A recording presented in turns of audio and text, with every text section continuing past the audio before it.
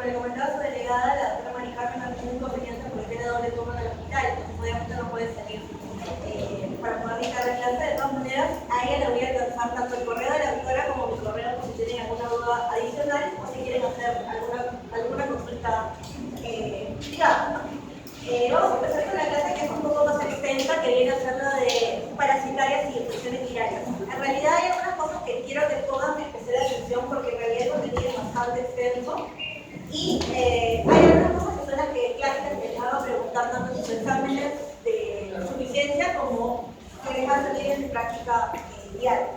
Entonces, primero que nada, en la parte de parasitarias nos vamos a concentrar en dos cosas en particular, que son tanto en lo que es escariosis, sacarosis, sarna, que comúnmente se conoce, y lo que es la periculosis en sus tres variantes: la periculosis capitis, la corporis y la cutis, la famosa nariz. Y en la parte de lo que viene a ser las infecciones virales vamos a dar tres puntos especialmente, que viene a ser molusco contagioso y las verrugas vulgares, básicamente, que son las infecciones virales más frecuentes que van a encontrarse en su práctica diaria y que suelen ser confundidas mucho. Y ahí tenemos lo que son los tres herpes virus más comunes, ¿no? El herpes virus simple, el húmedo y el herpes zóster, que vamos a revisar. Entonces, básicamente, quédense con este pequeño esquema en la cabeza, que es lo que vamos a revisar puntualmente. ¿Ya? La doctora Mar, la jefa de dermatología, me está llamando por el Ya.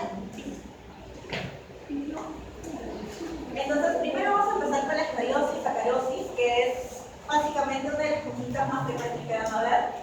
Básicamente la epidemiología va a ser muy variable dependiendo de la zona que se estudie, pero lo que tienen que tener en presente es que la van a encontrar en todos lados, en todos los estratos sociales, si bien está asociado más que nada al hacinamiento y a los estratos socioeconómicos bajos.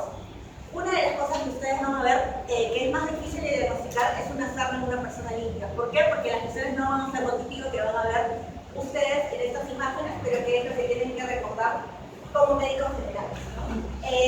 Como les decía, puede afectar a cualquier persona y es mucho más frecuente en las personas que son adultos jóvenes y los niños menores de 5 años. En los pacientes que tienen inmunosupresión, como los pacientes código, van a ver que pueden encontrar lo que es la sarna costrosa, que es una especie de presentación particular o sarna noruega y que tiene un tratamiento que tienen que recordar que es diferente a lo típico. Lo que viene a ser el agente etiológico, bueno, que se nos presenta, que seguramente ya lo recordarán de parasitología, es un ácaro que que pone los huevos y que va a producir la enfermedad en sí va a ser la hembra, ¿no? Que tiene unas dimensiones de 0.3 por 0.3, tiene 8 patas, y esto es importante recalcar, que no salta ni vuela, porque eso va a tener relación con el mecanismo de transmisión, es decir, que básicamente ustedes van a adquirir la sarna por un contacto prolongado con el paciente infectado o por contacto con los humines de ese paciente infectado, ¿no? Algo importante también de tener en cuenta es cuánto tiempo puede sobrevivir fuera del huésped, que va a ser 3 días a las condiciones que están ahí establecidas. Y bueno, el huésped infectado va a agarrar entre 5 a 15 hembras que son capaces de poner 90 huevos durante su ciclo vital, que puede ser dentro de 1 mes a 2 meses, ¿no? Acá está el ácaro y acá básicamente podemos ver el ciclo vital del mismo, ¿no? Acá tenemos, bueno, el ácaro que va a producirse la copulación del macho que puede tras la misma. Después de unos 15 minutos, luego la hembra hace los famosos túneles o flujos sacarinos, que son los patognomónicos de esta enfermedad, y van a depositar los huevos que ya se mencionaron en la cantidad que necesita por día, ¿no? Después de más o menos 2 días y medio puede aparecer la larva, que tiene como distinción con la versión adulta de que va a tener solo 3 pares de patas, a diferencia de la adulta que tiene 4, como hemos dicho, ¿no? Va a pasar un día en la piel y después van a empezar a hacer los túneles a nivel del estrato córneo, como vamos a ver en histopatología. Luego de 3 a 4 días va a formarse la crotoninfa, luego de 3 días la critoninfa y posteriormente 3 días después ya va a alcanzar la forma adulta característica, ¿no? Esto ya lo hemos visto. Y bueno, aquí está nuevamente a mayor aumento el ácaro responsable de esta enfermedad. Recuerden que bueno, en la histopatología se puede identificar el parásito a nivel del estrato córneo. Y bueno, va a ser algunas situaciones puntuales en las cuales se va a poder, bueno, en las cuales se va a recurrir a la biopsia. En lo que viene a ser la clínica, lo más importante y lo más característico es el prurito que debemos referir al paciente. Lo que tienen que recordar es que el predominio nocturno. Y si ustedes le preguntan a un paciente en el que sospechan aterosis y le dicen el 1 al 10 cuánto le pica, lo más probable es que le respondan de 8 a más. En todas las residencias que llevo haciendo, todos han resumido eso, las que han sido positivas para el organismo, ¿no? Es un prurito muy intenso y lo cual tienen que consultárselos, es el que hay familiares o personas que viven en la misma casa que tienen síntomas similares, porque esto nos va a inclinar a este diagnóstico. Como les decía, la lesión patognomónica es un acarino que puede medir de 5 a 20 milímetros, y dentro de lo que vienen a ser las otras lesiones cerebrales que vamos a identificar en esta enfermedad, básicamente van a ser muy variadas, ¿no? Pueden encontrarse pápulas, pueden encontrarse vesículas, pústulas, y los nódulos que sobre todo los tienen que buscar ustedes en genitales, el croto y el pene en el caso de los pequeños, ¿no? De los varones. Y también es muy común encontrar huellas secundarias arrascadas, como vienen a ser las escoriaciones, pueden encontrar hemáticas y esquematización secundaria al rascado crónico que produce esta enfermedad. Y bueno, acá vamos a poder identificar, vemos que hay las pápulas eritematosas características, acá podemos ver el intestino, y lo que tienen que recordar ustedes son los lugares en los cuales se va a presentar más que nada esta enfermedad. Clásicos que van desde arriba hacia abajo, es que si es que tienen un lactante, nunca se olviden de revisarle palmas y plantas. A diferencia de lo que van a encontrar en un adulto, en los lactantes vamos a ver que se comprometen palmas y plantas y el cuero cabelludo y la carita. De ahí, si ustedes sospechan en un joven adulto o en un adolescente, los lugares clásicos. Tienen que verle las manos, entre los dedos, muñecas, cara cubital de las extremidades, en lo que son las mujeres a nivel de las areolas, periumbilical y genitales, como decía. Los niños siempre busquen lo que son los nódulos acarinos a nivel del croto y de pene, ¿no? Y bueno, acá pueden ver otras imágenes en las cuales están tratando de recalcar el subacarino patognomónico, ¿no? Y bueno, eso es lo que les estaba comentando, la localización clásica que les acabo de mencionar, ¿no? No olvidar esto aquí, que les estoy remarcando, y que puede ser pregunta de examen de lactantes, si van a haber un compromiso de palmas, plantas, cabeza y cuello, a diferencia de lo que ven en un adulto. Bueno, esta diapositiva más que nada es para recordar que aparte de las lesiones elementales que hemos mencionado, se pueden ver lesiones secundarias atribuidas al prurito intenso que presenta el paciente, ¿no? Y ahí, bueno, otra cosa importante recordar de los nódulos inflamatorios es que estos pueden persistir después de que ustedes le han dado tratamiento. Y muchas veces los papás y los niños les van a consultar: doctor, yo he seguido la indicación que usted me ha dado, pero ¿por qué mi pequeño sigue con estas lesiones? Porque estos pueden persistir incluso después de un mes de haber recibido el tratamiento.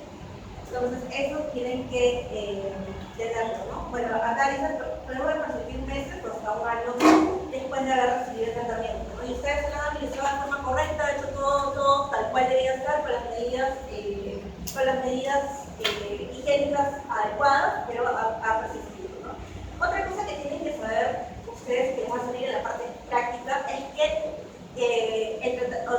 incluso que ustedes tengan un tratamiento adecuado, el prurito va a poder persistir. Entonces, el uso del apoyo de antihistamínicos tiene que prolongarse más o menos unas 2 semanas, ¿no? O sea, le dan el tratamiento antiescabicida y de forma concomitante les tienen que seguir dando antihistamínicos porque puede persistir, porque puede producirse sensibilización de la piel secundaria a la muerte del paciente, ¿no? Y bueno, eso es lo que les decía, siempre revisar estos órganos, ¿no? Interdigital, muñecas es clásico, la parte de la porción baja del abdomen, y esta distribución también les va a hacer pensar en los diferenciales, ¿no? Acá podemos ver una carosis más extensa y llama la atención las lesiones medias posificadas, ¿no? Esas como postras que tienden a definirse como unas plaquitas hiperkeratóxicas, y esto es típico de una zona noruega, una zona compuesta. Estas imágenes son básicamente para resaltar el compromiso de genitales, que es algo que nunca deben olvidar revisar, ¿no? Y ahí podemos ver, ¿no? Y bueno, esta es una localización específica que se ve comprometida en las lactantes, que vienen a ser estos bordecitos laterales explícitos que no deben olvidar revisar cuando se está sospechando de esta enfermedad. Y bueno, eso es lo que les decía, la sarna castrosa noruega. Esta forma está caracterizada por estas placas hiperqueratóxicas que les menciono. Y cuando ustedes encuentren esta forma de presentación de la calosis, lo primero que tienen que sospechar es una inmunosupresión. En nuestro país, bueno, aparte del VIH, HTLV1. Entonces, esas dos cosas, ¿no? Tienen que descartar de que haya infección por VIH o HTLV1. Y es mucho más frecuente de lo que está reportado en la literatura norteamericana. Particularmente en el hospital es clásico que encontremos sobre todo en los meses de invierno, ¿no? Abuelitos en los cuales son un poco descuidados, en los cuales hay cierta negligencia también en pacientes que son indigentes que también llegan a nuestro hospital, es clásico encontrarlo, ¿no? Y también en lo que son los pacientes inmunodeprimidos. Y la lesión característica son esas placas hiperqueratóxicas. Y algo que tienen que recordar y que comúnmente se confunden es que pensando que el compromiso es tan extenso y tan marcado, pensarías que el prurito es más insoportable, pero no es así. Puede ser mínimo o incluso puede estar ausente, ¿no? Entonces, ausencia de prurito no nos va a descartar esta infección, ¿no? Y la forma más fácil de confirmarlo es hacer un examen directo con KOH para poder identificar el ácaro en la microscopía, ¿no? Bueno, y si ustedes le pedirían una hemograma, encontrarían que podría ser posible encontrar una hiperiosología concomitante, ¿no? Por ejemplo, un diagnóstico diferencial importante en el caso de la sarna castrosa en pacientes adultos mayores sería, por ejemplo, el linfoma cutáneo, ¿no? Entonces, en vez de someterle una biopsia, primero le haces un raspadito para descartar que no sea una sarna noruega, y en caso de que saliera negativo, quizás podríamos tenerlo a sospecha, ¿no? Esto es para remarcar el compromiso de la sarna castrosa, son placas hiperqueratóxicas que, como les decíamos, le impiden los lactantes pueden afectar la cabecita y las palmas, ¿no?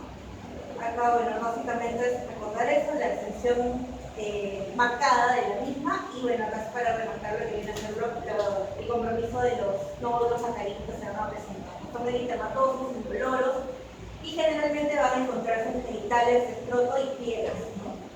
Representan una reacción de hipersensibilidad a los productos de secreción del ácaro ante la presencia del mismo, y por eso es que implica que después de muerto el ácaro pueda persistir, porque es una reacción hipersensible. Acá para destacarlo aún más, y bueno, estas dos formas clínicas de sarna, vienen a ser la sarna y crota, corresponden cuando ya las lesiones típicas de sarna se ven modificadas por el haber utilizado corticoides, lo cual es súper común en el medio, sobre todo con el uso de los polivalentes de libre venta que ocurren en nuestro país, y la sarna de los ancianos, que muchas veces puede ser mal diagnosticada simplemente como prurito civil, o puede confundirse con enfermedades ampulares tipo el tiroide ampulosa, que recuerdan que es la enfermedad ampular más frecuente de la tercera edad, ¿no? Ahora, dice por eso de que a veces es difícil diferenciarlo del tiroide ampuloso, porque este tiene una fase previa de la aparición de las ampollas, que se caracteriza solo por presentar lesiones tipo plaga, ¿no? Y que podría confundirse con la sarna, ¿no? Bueno, el diagnóstico básicamente es clínico. El diagnóstico histológico, como les comentaba, puede ser el caso de que haya sospecha por ejemplo, de algún otro diagnóstico diferencial, como en el caso de los ancianos con el linfoma cutáneo. Y bueno, acá está especificando la presencia del ácaro a nivel subcorneal. Y bueno, de ahí el resto de hallazgos van a ser inespecíficos, ¿no? Básicamente va a haber una esponjosis, que quiere decir que hay edema a nivel de los queratinocitos del epidermis, y también puede haber presencia de abundantes eosinófilos consecutivas a la secundaria y bueno, a la presencia del ácaro. Bueno, el diagnóstico de diferencial básicamente va a ser con la dermatitis atópica, la pediculosis del pubis y el prurito policerco. El tratamiento tiene que llevarse lo más práctico, ¿no? O sea, la sarna clásica, lo que van a utilizar es ivermectina en gotas. Es básicamente ahora lo que se considera una especie de gol estándar, y básicamente se usa en la posología que ya conocen, ¿no? Una gota por kilo de peso disuelta en un vaso de agua y lo repites a la semana. Sin embargo, se tiene que tener en cuenta cuenta que la ivermectina no se debe dar en niños que pesen menos de 15 kilos y tampoco se deben embarazadas. En estos casos se utiliza la ivermectina y en el caso de los niños también se puede optar por el azufre precipitado, que es el que se ha mencionado. En menores de 2 meses, azufre tópico o azufre precipitado también se debe. La ivermectina tienen que tener en cuenta que se utiliza en crema. La mayoría de presentaciones actualmente que hay en el mercado de explosión, pero la que funciona para el tratamiento de las mamas es la crema.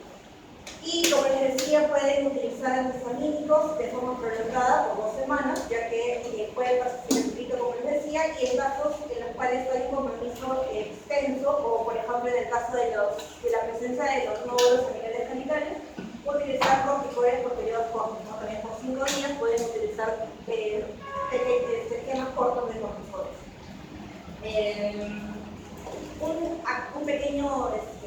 Una pequeña cosa que les puede servir es que probablemente cuando vayan a hacer su serum lo que van a encontrar es benzoato de bencilo. Traten de evitarlo porque produce demasiada irritación en la piel y puede terminar produciendo una dermatitis de contacto al dar del tratamiento, ¿no? Entonces, ¿Qué dices que podemos encontrar ahí? benzoato de bencilo. ¿Qué es eso?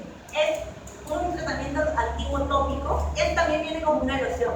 Entonces, lo que abunda en las cosas es esto, el benzoato de bencilo. Y puede ser que muchas veces les lleguen pacientes con esta, o sea, después de haberse administrado esta sustancia, con la dermatitis de contacto, ¿no? Si eso sale en las manos, debe ser bastante incómodo poder manipular algo con eso en las manos. Sí, pero sobre todo es en parte dorsal, ¿no? Entonces en los deditos es más que nada en las palmas. Pero de todas maneras, o sea, el tratamiento más práctico viene a ser la ivermectina. Le das en la dosis que ya te he comentado, y la ivermectina cuando la das de forma tópica tienes que indicarle que tiene que aplicarse del cuello hacia la punta de los pies. Y se hace en las noches, se le indica que tiene que aplicar del cuello hacia la punta de los pies por la noche, pasan unas 8 o 12 horas y se tiene que probar al día siguiente y lo repite el tratamiento dentro de una semana.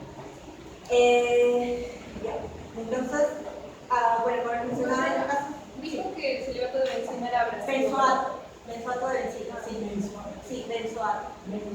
Sí, benzoato de bencina al final puede terminar con benzoato de contacto.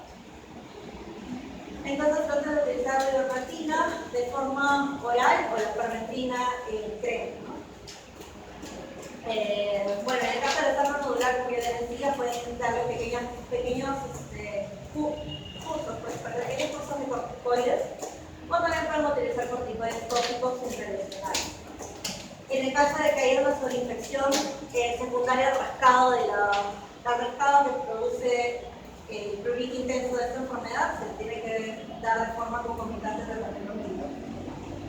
Otra cosa que se olvida mucho es la parte de las medidas higiénicas que se tiene que indicar al paciente una vez que van a dar el tratamiento, ¿no? O sea, bueno, el primer punto es primero elegir bien el agente, que ya hemos visto cuáles son los agentes más comunes. Segundo, tienes que decirle que traten a todas las personas que viven con el paciente afectado en el mismo momento. Y tercero son las medidas higiénicas que tienen que tener en cuenta, ¿no? Básicamente lo que viene a ser la limpieza tanto de las prendas como de la ropa de cama y del colchón. Toda la ropa tiene que ser lavada y planchada para poder eliminar todos los rastros del ácaro, o una alternativa es colocar todos los artículos que han sido utilizados por el paciente en bolsas de plástico y dejarlos ahí cerrados por 3 días. Se tiene que hacer una limpieza de los ambientes en los cuales estaba el paciente y sí, básicamente eso. Bueno, no hemos puesto el tratamiento de lo que viene a ser la sarna costosa, pero a diferencia de la sarna clásica, lo que tienen que hacer es sumar ambos, ¿no? El tratamiento sistémico más el tratamiento tópico. Entonces van a darle ivermectina más permetrina, y el esquema es darle al día 1, el día 2, el día 8, el día 9 y el 15. Hay otros tipos de esquemas que pueden realizar en Upgrade, pero básicamente es eso, ¿no? Que no olviden que cuando es sarna costosa tienen que hacer atacar por ambas partes, ¿no? Por tanto sistémico como tópico. Ya, entonces eso tiene que ser todo lo que corresponde a escoliosis. Ahora vamos a ver pediculosis. Pediculosis básicamente es algo otros criterios que van a encontrar probablemente el primer nivel, que va a ser el primer contacto que vamos a tener.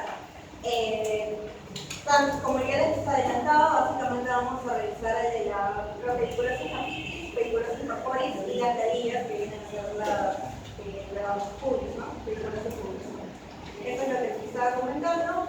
Piojo de la cabeza, piojo del pubis y piojo del cuerpo. Básicamente es una, bueno, vamos a empezar con la capitis. El piojo de la cabeza está en todos lados, por eso tiene una distribución cosmopolita y está asociada con condiciones malas de higiene, con promiscuidad y combinación. Va a encontrarse en todos los estratos socioeconómicos y va a afectar a ambos sexos por igual, y sobre todo va a predominar en población infantil entre los 3 a 10 años. Los colegios básicamente son los lugares de mayor contagio, donde se alcanza un 25% de prevalencia. Bueno, esos son el agente etiológico de esta enfermedad. Básicamente vamos a identificar los parásitos adultos y las huevos oliendres. La hembra menciona que vive más o menos entre 30 días y pone unos 5 a 10 huevos al día. Una de las características típicas es que están bastante adheridos a cada cabello por una matriz proteína, o sea, la adhesión es fibril, ¿no? Y lo más distintivo en la clínica va a ser el prurito intenso también que va a producir.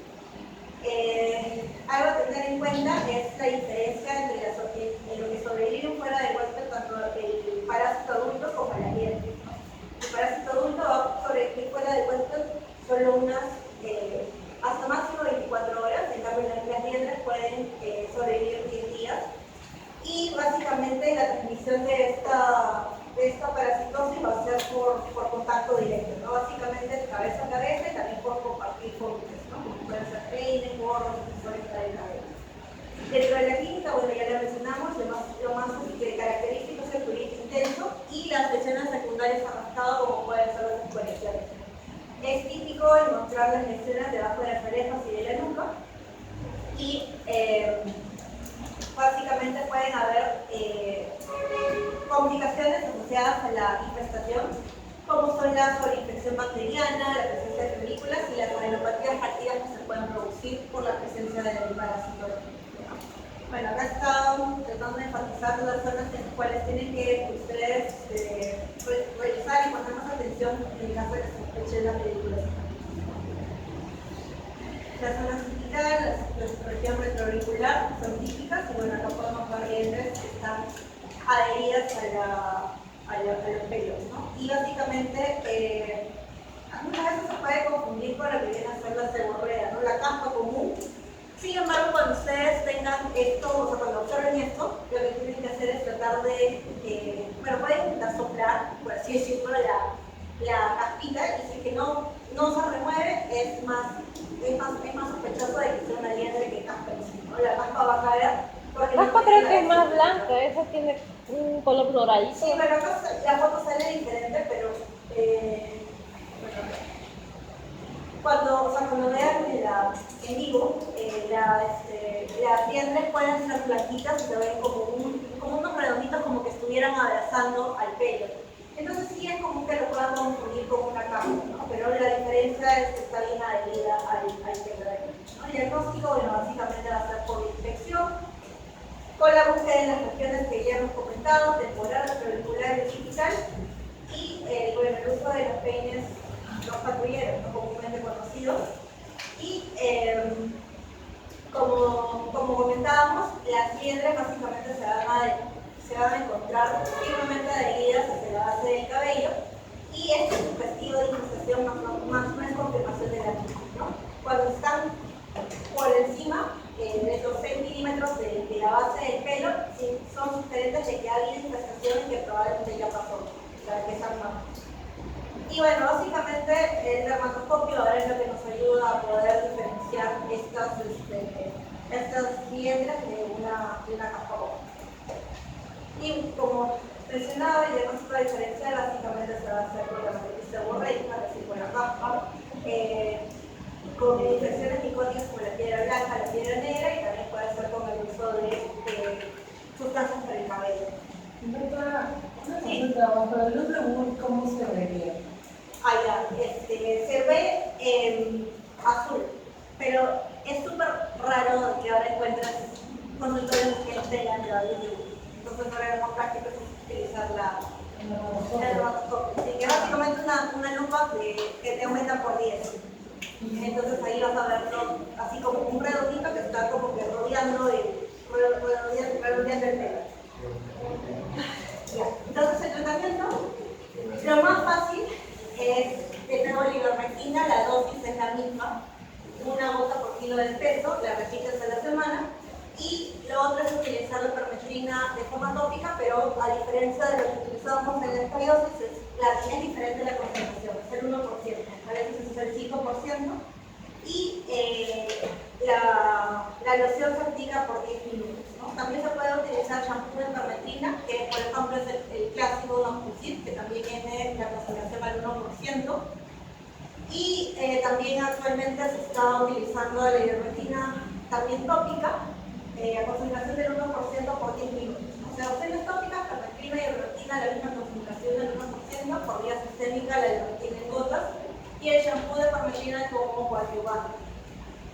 Y bueno, aquí están las diferentes, la comparación de los tratamientos, y como podemos ver, acá están comparando cada uno de ellos. ¿No? Y bueno, lo que van a encontrar de forma más fácil es la ivermectina por vía oral.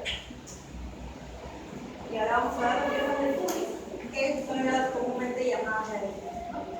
Afecta básicamente el pubis, pero no deben olvidar que también se pueden encontrar en otras áreas del cuerpo, como vienen a ser la barba, las pestañas, cejas, el cuero cabelludo, axilas, región perianal y vello del tornillo. Básicamente la contaminación es por vía sexual, por contacto íntimo y en menor medida por fóbias, ¿no? Y es más común en varones debido a la mayor cantidad de vello corporal. Bueno. Y bueno, se pueden encontrar en mayor aumento del agente biológico. Básicamente lo que viene a ser la clínica, van a describirse pápulas que son exfoliadas por el fluido intenso que provoca. También se puede identificar la presencia del parásito de la base del pelo y que se van a ver como manchas marrones, ¿no? Que van a dar un aspecto de suciedad. También pueden observarse las manchas azules en determinadas glándulas ceruleas, y sobre todo en la parte inferior del abdomen y la parte superior de los músculos, ¿no? En las que básicamente estas manchas lo que representan van a ser hematomas por fricción del parásito. También pueden verse complicaciones bacterianas secundarias a la manipulación de las lesiones y también hay anomalías funcionales reactivas a la presencia del parásito. Y bueno, acá están representando gráficamente las máculas cerúleas que estamos comentando que son secundarias a la infección que produce el parásito, ¿no?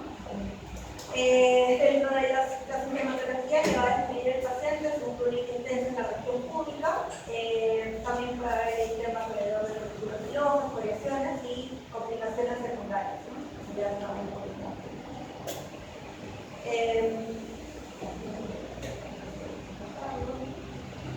Y el tratamiento es importante, el tratamiento simultáneo de la pareja y de los contactos sexuales recientes.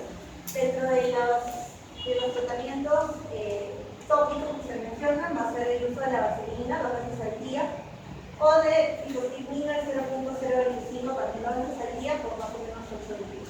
Tienen que hacerse el aseo de la ropa de cama, de las toallas y la ropa interior utilizada del paciente, y también descartar otras enfermedades de transmisión sexual que pudieran tener. Bueno, entre las opciones de tratamiento también le mencionan acá como una buena eficacia lo que viene a ser la ivermectina oral,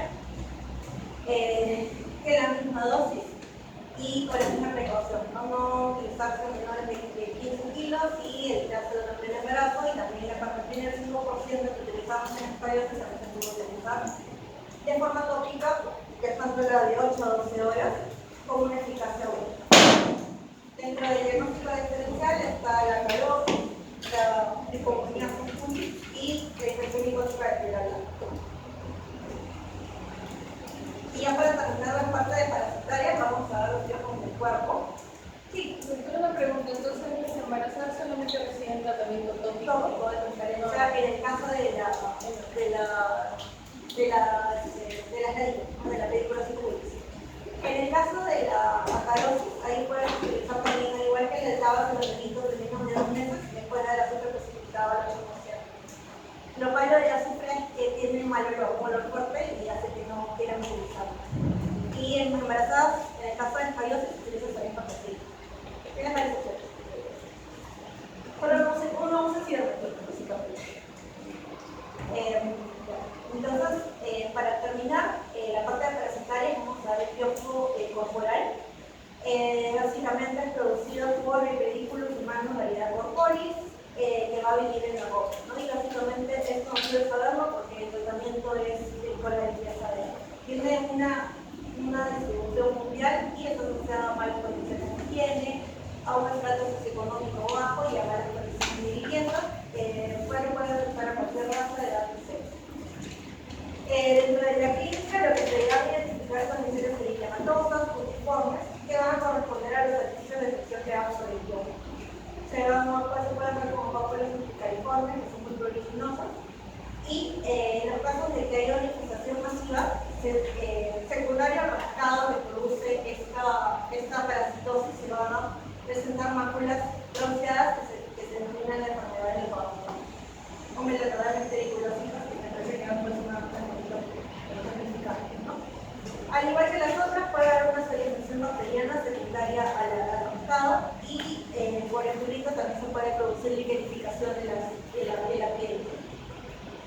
Bueno, acá aquí presentan algunos ejemplos y esto es de lo que se refiere a las máculas marrones posteriores secundarias al rascado, que vendrían a ser básicamente unas manchas hiperpigmentadas post-inflamatorias.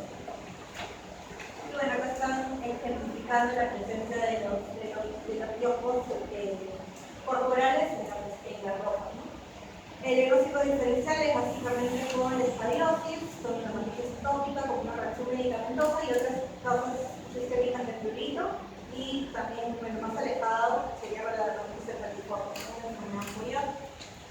Y básicamente, como les decía, el tratamiento es tratar la ropa y no el paciente. Se tiene que desinfectar tanto la ropa como la ropa de cama, comunidad, calentar a temperaturas altas por 15 a 30 minutos, ¿no? También es indicado planchar las superficies que han estado en contacto con el paciente y no utilizarlos por 2 semanas. También es importante la fumigación en el caso de que haya hacinamiento como factor predisponente. Ya, entonces, vamos a tener tiempo, vamos a revisar ahora la parte que viene a ser de infecciones virales.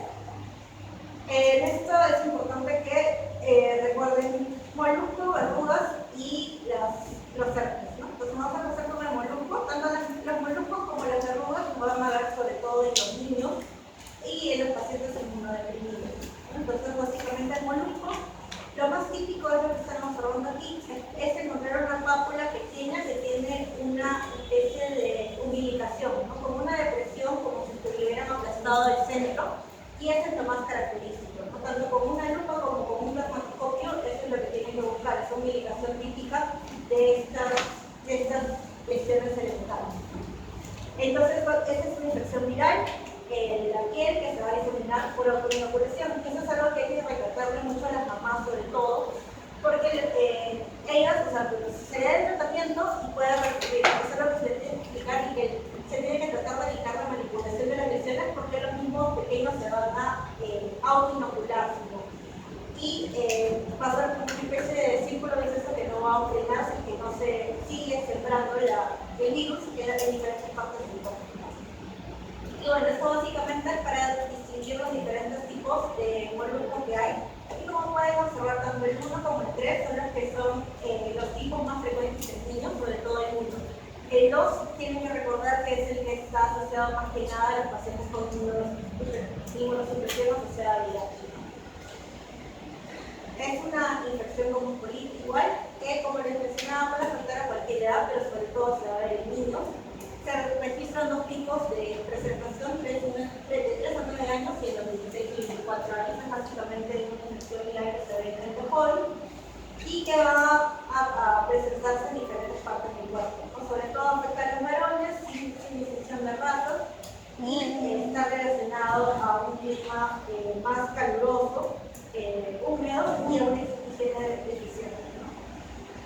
Los niños es una infección súper frecuente y ustedes tienen que explicarle al papá o a la mamá del pequeño que es una infección viral que está en todas partes, ¿no? Y que no es, que tiene un tratamiento y que lo único que tienen que hacer es evitar que el mismo paciente se lo visite, ¿no? Básicamente va a afectar el rostro, las extremidades y la parte superior del tronco. Tiene esta distribución característica. Puede presentar una resolución espontánea y a veces, muchas veces se puede ayudar en los casos en los cuales hay una extensión muy marcada de esta infección viral, dar suplementación con zinc a los pequeños, ¿no? Si ustedes, bueno, lo buscan, ahí habrá gomitas de zinc, que contienen zinc elemental. Entonces, darle 2 gomitas a los niños les ayuda a potenciar, por así decirlo, el sistema inmune y les ayuda en los casos en los cuales la infección está muy esencial. Hay hasta gomitas para eso, ¿no? ¿Perdón? Hay hasta gomitas para eso, ¿no? Sí, gomitas de zinc. Bueno, también se debe explicar al paciente que, bueno, además que la enfermedad puede tener una resolución espontánea, pero a veces les angustia mucho la apariencia de las mismas de estas lesiones y te van a pedir tratamiento, que vamos a verlo más adelante, ¿no? El tipo, como decíamos, el tipo 1 es el más frecuente y puede haber una buena relación entre el tipo 1 y el tipo 2. El tipo 2 asociado con una supresión y el 1 el más frecuente en niños, relación de 43 a 1. Y esto es lo característico de las pápulas duplicadas, pueden agruparse y provocar bastante distrés en el familiar. Y bueno, está remarcando más que nada la distribución típica de estas lesiones, carita, tórax, extremidades. También se pueden presentar a niveles genitales, que es más frecuente en varones jóvenes, ¿no? La presencia de genitales y en región pública. Está especificada en adultos, es más típico en la región genital. Y está relacionada a la transmisión del virus durante la actividad sexual. En los pacientes que son inmunodeprimidos por VIH, vamos a ver que tienen un crecimiento, las lesiones del mosquito van a tener un crecimiento más rápido, también se en el tipo 2, como ya hemos dicho, las lesiones son más grandes y van a afectar principalmente la cara. Eso es todo lo que tenemos que hablar del molusco. En cuanto al tratamiento, bueno, no se los ha mencionado, pero el mejor tratamiento es el curetaje.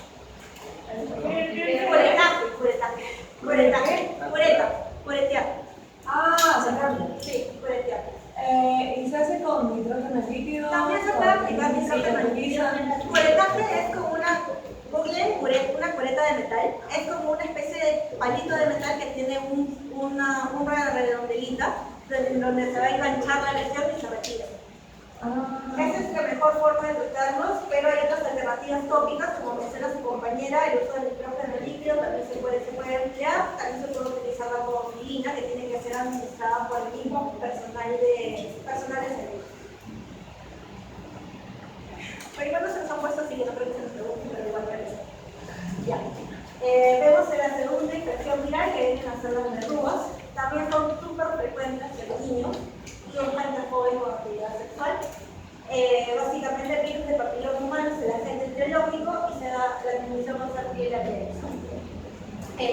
Por ejemplo, mencionan que la prevalencia en niños puede llegar hasta el 10% y las edades en las cuales la incidencia máxima es entre 12 y 16 años, ¿no?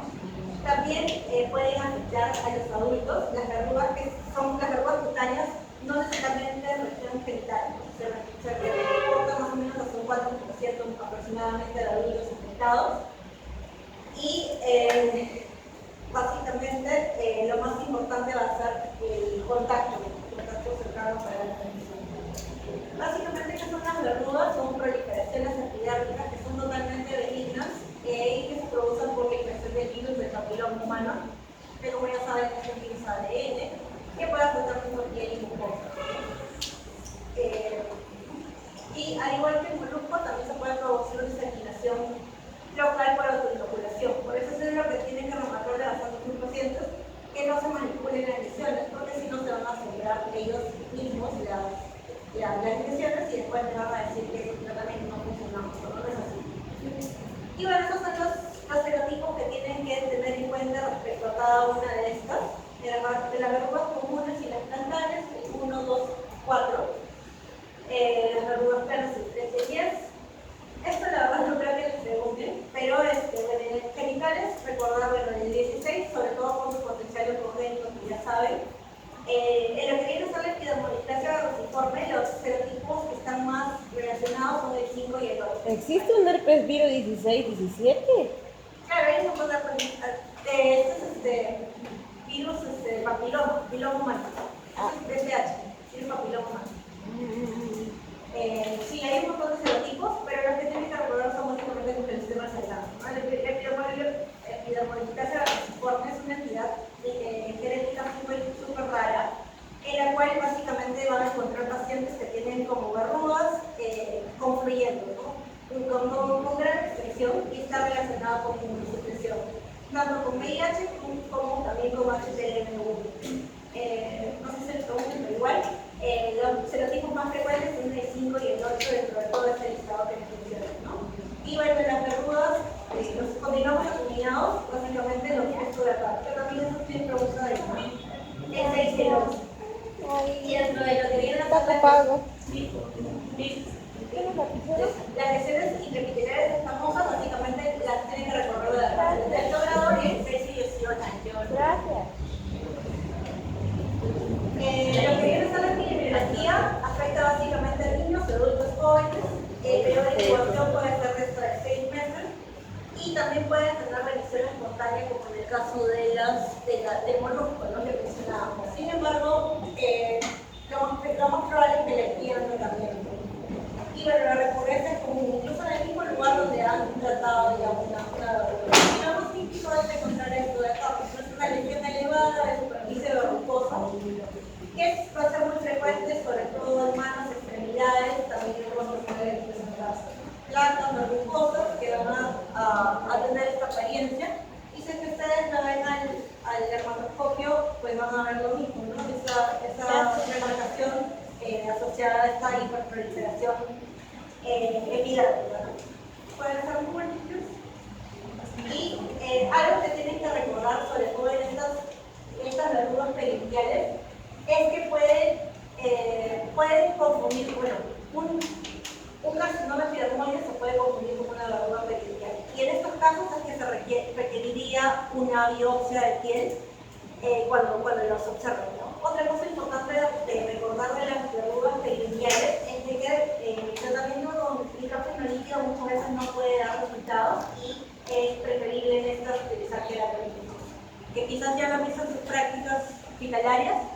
Dentro de los queratalíticos más comunes está el uso del ácido láctico combinado con ácido salicílico, ambos en un porcentaje variable, pero usualmente va al 17% del volumen elástico, ¿no? Y ustedes le van a indicar a su paciente que se apliquen ese preparado por las noches de forma puntual en la lesión para que la quede, ¿no? Y que tienen que tener precaución al momento de aplicarla con la piel sana circundante, porque pueden quemar la piel sana, ¿no? Pero lo más importante que tienen que recordar es que si es que tienen una verruga periungual que no sana y que cambie en el tiempo, tienen que sospechar de que no hay ahí un carcinoma epidermoide y referirlo al especialista en drogas, ¿no?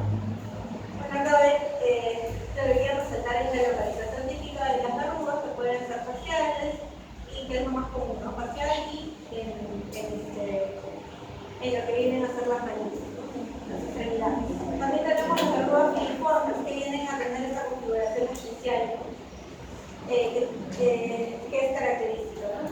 Y que también tienen que saber el diagnóstico básicamente va a ser clínico, como les decía, en pocas ocasiones en las que más o menos están sospechando de que hubiera algo más ahí escondido, que se indica la biopsia de piel. El diagnóstico diferencial viene a ser con cuerno cutáneo, que básicamente es un tumor también que es caracterizado por una hiperproliferación del estrato córneo, con las queratosis seborreicas, que seguramente ya han visto en las prácticas, con la enfermedad de Bowen, de la persona que da el in situ, como los callos y los antrofagores, básicamente por la morfología. El tratamiento puede ser expectante, es decir, que tú puedes decirle que solo lo vamos a vigilar y que pueda regresionar de forma espontánea, pero lo más característico es hacer la aplicación del nitrógeno líquido, ¿no? Otra opción también es describir la lesión mediante electrocauterización, también se pueden utilizar queratoríticos, como ya les mencioné. También ahora se hace, bueno, se aplica inmunoterapia, como puede ser el limón, o puede ser el ciclofluoracilo. También están destruyéndolos con láser, la cirugía también se puede hacer, y aplicación de KOH a concentraciones más o menos del 20%. También vamos a ver que el virus del papiloma humano puede afectar la mucosa y que eso está en relación al desarrollo posterior de neoplasias epiteliales. Y básicamente la prevalencia va a ser máxima en estos edades, entre los 17 y los 33 años. Y básicamente tenemos que los serotipos más relacionados a ser este y el otro. Bueno, eso es para remarcar la presencia de las mucosas y cómo se va a apreciar. Saben básicamente como lesiones que son hiperproliferativas, de una superficie verrucosa.